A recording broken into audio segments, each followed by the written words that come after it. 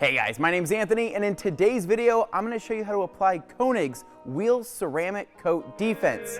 Let's jump into it.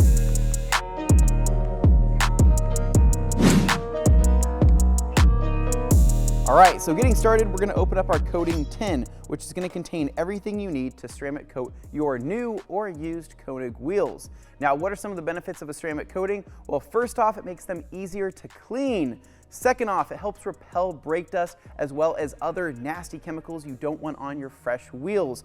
But also, it's going to provide UV protection to keep that finish lasting longer, and ceramic coatings just look good. So let me talk about what you get here in the kit. So the first item in the kit is going to be the panel wipe product. This is an absolute necessity for preparing the wheels before the ceramic coating. This is going to help dissolve any type of oils or residual stuff on the wheel that's going to prevent the coating from sticking, so you have to use this.